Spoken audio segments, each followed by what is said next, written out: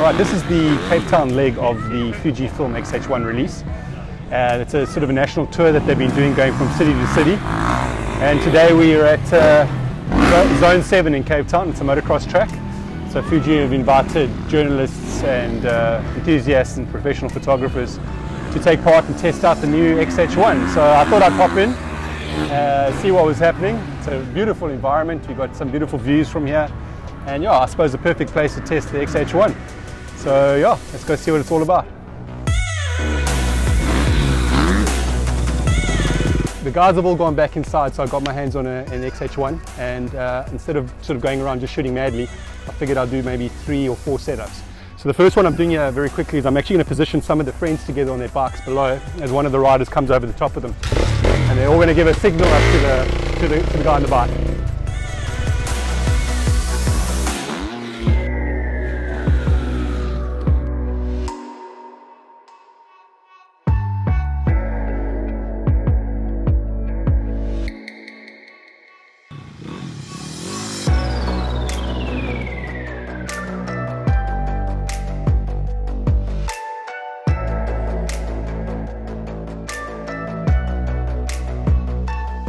Now I'm going to use a long lens, and I'm actually going to compress one of the riders against the mountain in the distance to get that separation. So I'm not going to show any jump in the shot. I'm actually going to show him in the air, and then I'm going to be able to sort of compress him against that mountain. Nice shallow depth of field, shooting at 5.6, fully extended with the 100 to 400. Yeah, so hopefully that goes well.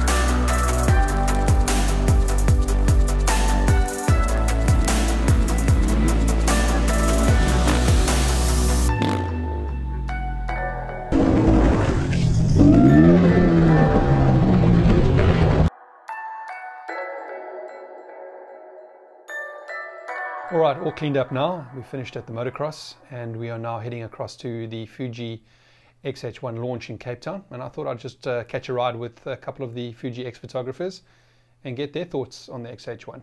Hello everyone, welcome to the life of us. I don't know what we should call this, but I'm here to introduce John Armstrong and Leon Oosthuizen. Take it away, peace out. What's up? So we had an awesome day today. We were at the Cape Town part of the national launch that's been happening this week for the new Fuji X-H1, and I figured it'd be awesome to get Leon to show for us. How do you shoot while driving? To drive us around, to chat to us about it, because I mean actually both of you have actually had the camera for the whole week. Yeah, you've been part of it for the week. So I haven't had it for the whole week. I've seen it for the whole week. I've been using the XT2 and watching other people use the camera. But envious though. Okay, can you guys just briefly introduce yourselves and what you do? Sure. Okay. And sorry guys, Mark's in the back. He's just not, you know, I know there's a pleb in the back seat there. He's actually working away. Yeah, guys, introduce yourselves. Go ahead. So I am Leon Oosthuizen and I have a website, leonslens.com. I shoot people in the face and that's my job. People like it, they come back for more. It's really like a talking and driving at the same time. Considering the majority of people actually look at my YouTube channel from the States. They have no clue what you just said there, but lacquer, when he says lacquer, it means good. Nice. Oh right, okay, cool. Hello States people. What state are you in? That should be in the comments. Yeah.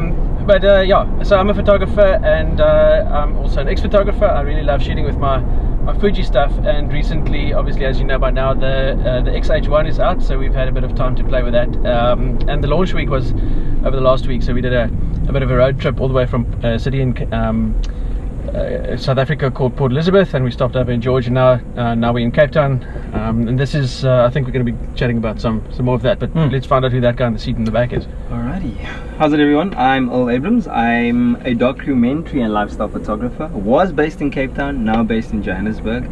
And yeah, storytelling is a big part of what I do, and if you want to find out a bit about who I am and what I do, you can check out my Instagram. I think that's the simplest way to go about it. It's Earl_A_.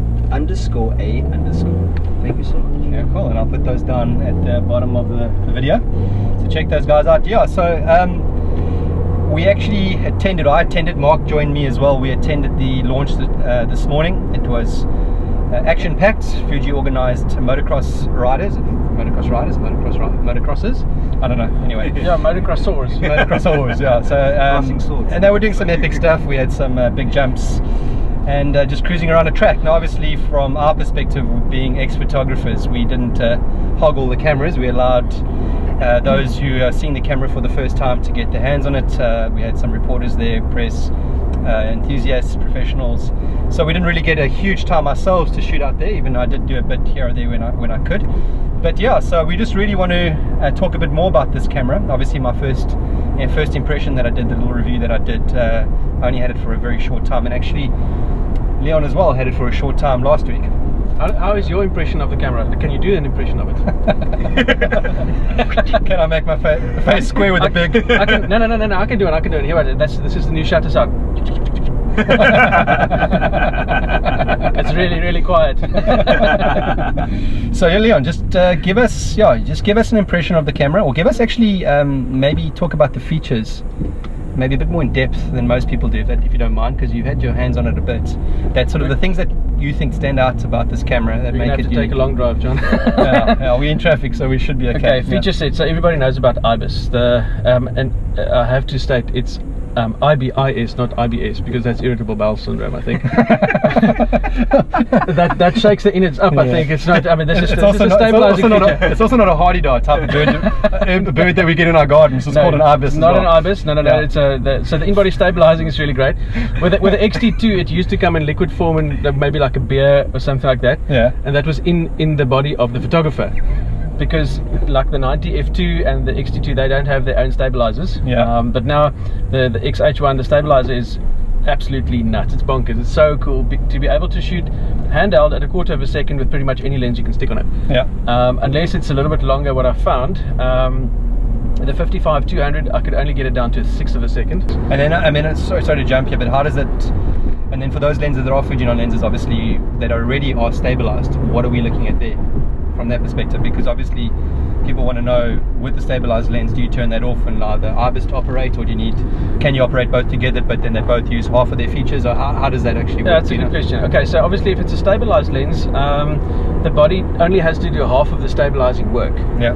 That's actually where I've found the image stabilizing to be even more extreme, and I was able to keep a 5140 at the 140mm end. Yeah. 100% steady for a 1 second exposure, and I've tried this a couple of times, so it wasn't just a fluke, not just a one-off. Yeah, you actually managed to get a 1 second exposure handheld. Yeah. And obviously now what you're saying is that what's happening from a technical perspective, it's actually using sort of half of the performance of the lens and half of the IBIS. Yeah, like effectively still keeping it around the 5 to 5.5 stop range. That's right, correct? Yeah. The 5.5 stop stabilizing is actually only achievable so far with the 35.4. Yeah. All the others, I'd say 4.5. Yeah, but anywhere around 5 is amazing anyway. I mean, it's incredible.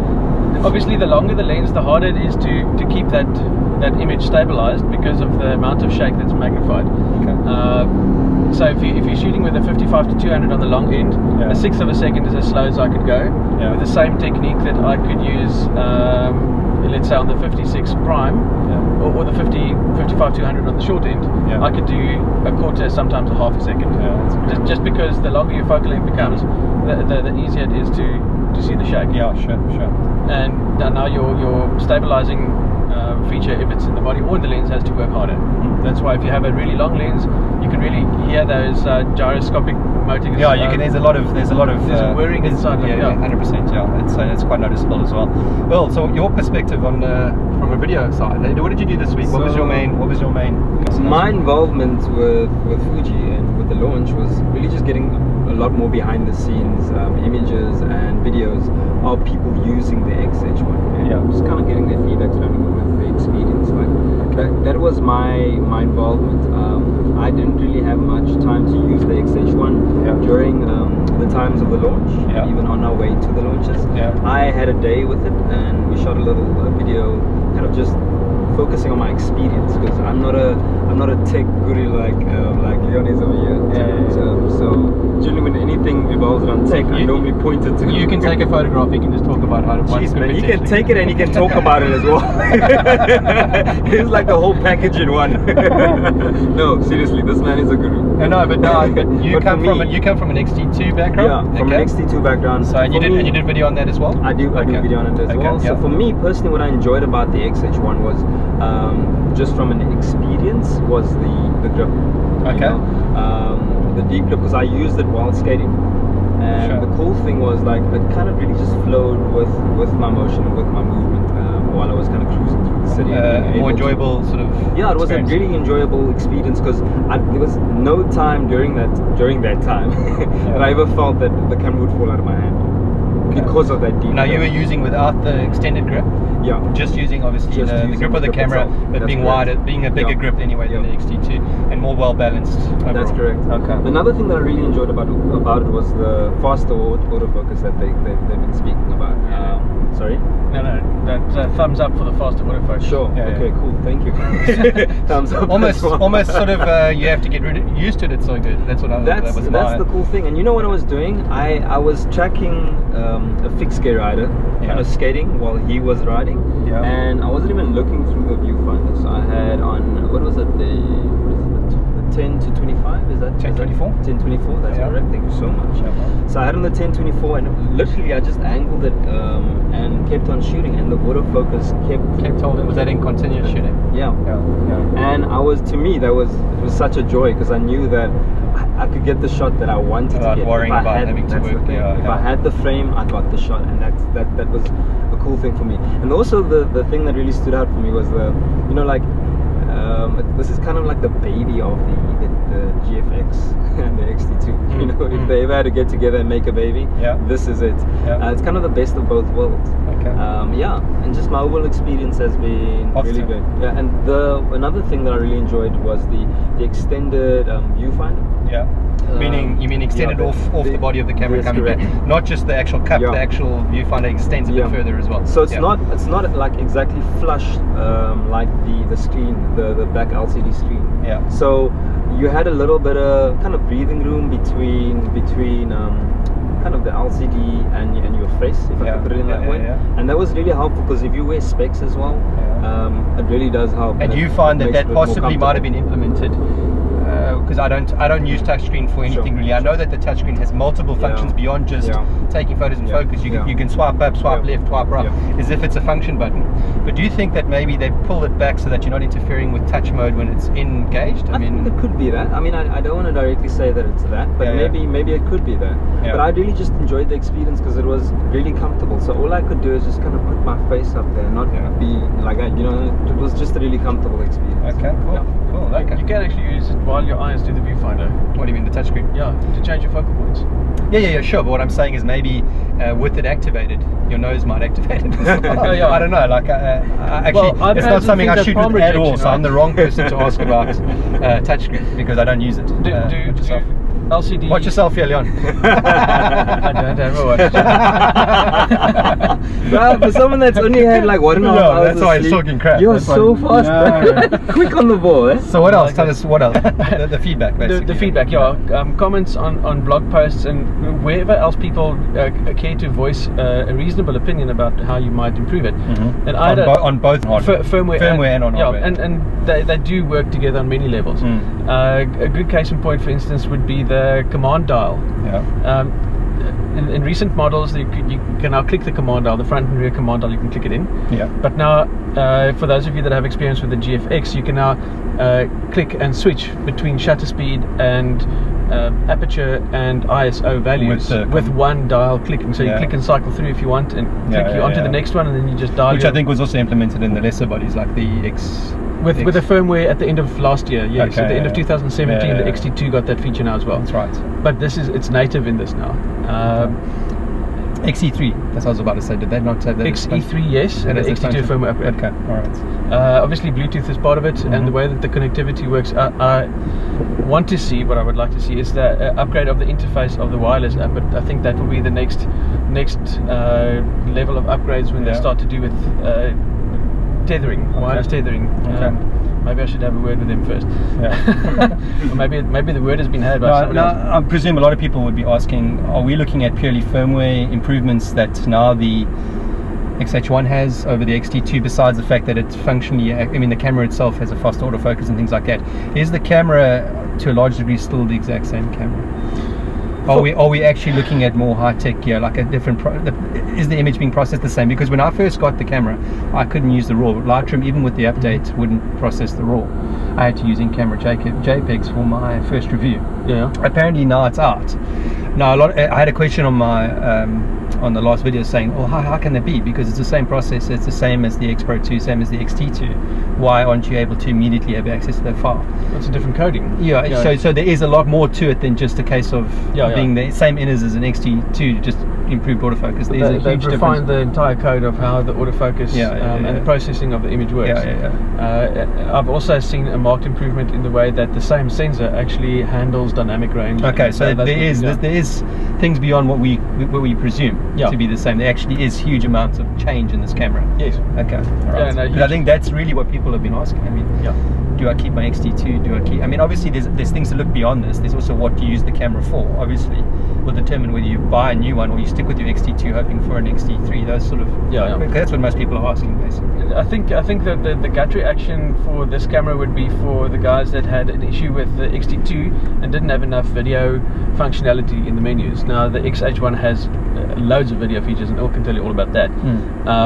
But for me as a stills photographer mainly, I think for weddings and when you're shooting late night stuff and you get that low ambient light, now you score 5 stops of extra light that you can still make reasonable exposures with. Sure. And the thing is, a lot of people want to try and avoid movement. I don't mind avoiding shake, but if you avoid movement, sometimes you get stale stocks, very crispy images, but I quite like a little bit of movement if people are moving in different directions. So there's a life factor, keeping the frame nice and steady and sharp, just allowing movement, while people move, allow movement within the frame. So I think we'll see a little bit more of that happening, purely because a lot of wedding photographers prefer to shoot more with available light than they do with flash. Sure. And I think that with more... Yeah, I mean, I was quite comfortable even with the 1024 with my XT2 to shoot a 15th of a second, even 1/8 of a second without the image stabilizer. So I can imagine with the IBIS how much more you can improve on it if it gives you 5 stops of improvement. Absolutely. I mean, with that 1024 wide open, you're going to be literally holding it open for a few seconds probably, I imagine. There's one little geeky feature I want to point out ergonomically. Okay. Sorry, you were carrying on. Before we carry on. Before I interrupt. The command dials, if you know the XT2, the command dials sides have almost like a waffly kind of a texture. Looks like little pyramids on it. It's a lovely texture, but you don't actually, unless you take your hand off the grip and pinch the button to move it like that, you don't actually touch the side texture of those dials. The way that you actually want to access those dials, you want to feel them. You want to feel them with your hand, holding the camera like this, and just sliding it around the side. Now, when you do that with the XT2, you're more inclined to touch the top edge of that circle of the dial. Now, so you feel way more in tune with the camera with your eye to the viewfinder without worrying about finger placement, basically. And it's a very simple thing.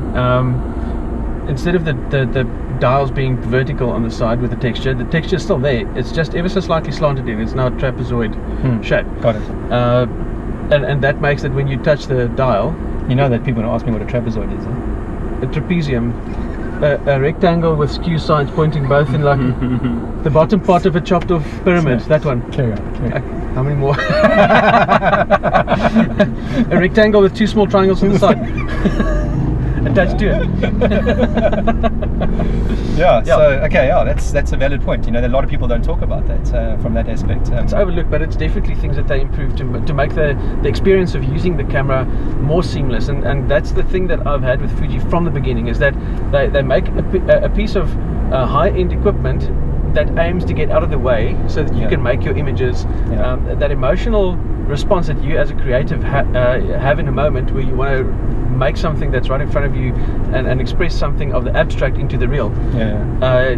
That's more possible for me with the Fuji system as they progress. Purely because they aim to be invisible in a way. They're just this tool that becomes ubiquitous. It's part of your body, and they do it in a way that makes a lot of sense. Sure. Now, one thing I noticed, which also a lot of people haven't mentioned, is with the different shutter. Obviously, before you would be able to shoot with mechanical shutter, and then it automatically kicks into electronic shutter once you go beyond 8,000 a second. Did you notice that you can actually shoot up to 2,000th of a second with electronic first, and once it goes beyond 2,000, then the mechanical kicks in? Yes, there's actually... So that's something that's not on any other body. That's unique to this camera. So far it's unique to this one. I think it's because of the new shutter mechanism. It's dampened and all of those kind of things, so it actually has a different response from other shutters before. It's quieter, and it's quieter because it's dampened. So just quick, in your mind, the reason why someone would implement that feature, shooting up to 2,000th of a second electronically, and beyond that letting the mechanical shutter kick in, what is your thoughts behind that? Like, I mean, why would they implement that? Because you would always see it as the other way around, especially if you're using flash and things like that. Obviously you still need the mechanical shutter. I was just trying to see the situation that I might find myself in, why you would shoot that way. Is it because once you go beyond 2,000 you're tending to move more and you get rolling shutter issues, and is that the issue maybe? Or like, it's one of those features I saw on the body, on the menu, and I didn't understand exactly why that was implemented. I think what happens with electronic shutter is it's an uncomfortable part of our sensor design tech at the moment, with the what do you call it, the BSI. Now I forgot what that was for, but it's when your sensors, the pixels are backlit. That's newer tech, and the thing with that kind of technology, what happens is that you are able to now have a rolling shutter. Sony just announced, was it a week or two ago, that they now have the first bigger than 1 megapixel imaging sensor with a rolling shutter, and that is exactly what we want. Now, so far, I'm going to have to do like a clever little move around here to get to Sunshine Studio, where we're going to have our event this evening. So the global shutter, what we want is when the entire sensor captures every pixel captures its light at the same time. With the electronic shutter at the moment, it's just playing with different versions of finding what works best in different environments. And for me, electronic shutter isn't something that I'd use unless I need to be absolutely whisper quiet. And or for example, you don't have ND filters and you want to shoot at 1.2, but you just physically can't because of the light conditions that you're in. To be able to push it beyond that, and you've got a static shot, you're not moving around. But that goes beyond the 8,000. I mean, for the capping it. You're talking, that's what I'm saying. That's why that made sense to me. I always saw that as an option, but now that they've done it, I'm obviously still trying to get my head around. That's the thing. The user manual doesn't explain why they've implemented these features. I know, I understand. So we can guess, and I think it is because they're trying to figure out at what speeds they can actually dampen this. And this is my hypothesis.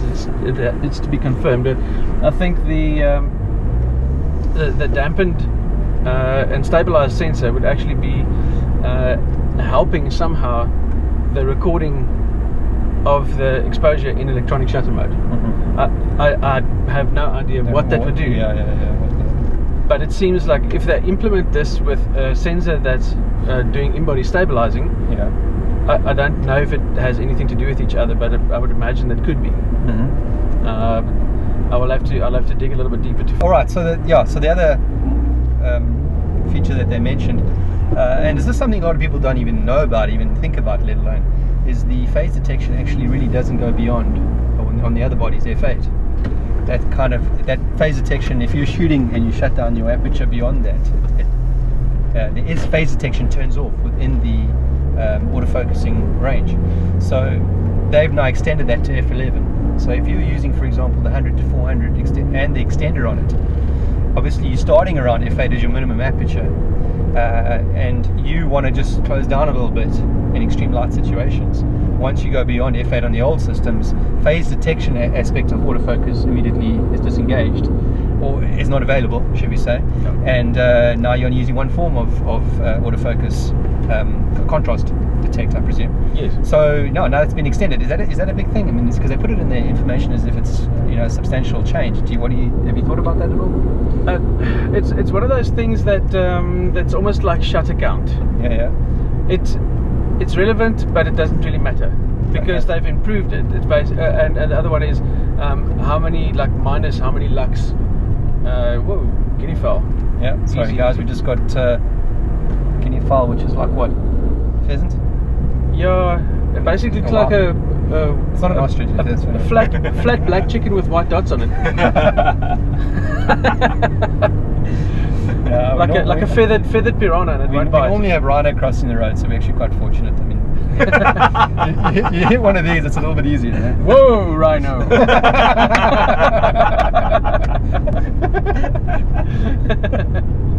Yeah. Sorry. Yeah. So f11, where I've seen it make a huge difference is in how the camera actually assesses your focus accuracy when you manual focus. Yeah. I don't know if you've used a mirror lens before. Not recently. I think it's actually in the back here. This oh no, I've taken it out. 600mm Sigma mirror lens. Yeah, I know what you're talking It's about. a fixed f8. Yeah. And that doesn't give you a lot of light to work with. So with the amplified light inside the electronic viewfinder, it looks like you have a lot of light, but still, it's not that much. And the camera has to assess it and then amplify and then kind of give you the best possible version of that to be able to focus and assess your focus accuracy. Okay. Right. And I think that is part of what they've done. Well, I was actually watching a couple of the guys who were getting hitting the jumps with 120 frames, and it looked impressive with using the Eterna color profile. The Eterna film simulation is a for me, that's actually quite a big thing. Even if you're shooting JPEGs in the camera, it gives you a lot of editing flexibility. So you think this could also be used from a photographic point of view? Oh yes, absolutely. Because the thing is, the reason why you have the sRGB and Adobe RGB color space option is for when you shoot your JPEGs to be edited. Yeah. Guinea fowl. Rhino. Some sea guinea fowl, other sea rhinos. You know that good old expression, don't make rhinos out of guinea fowls. That one.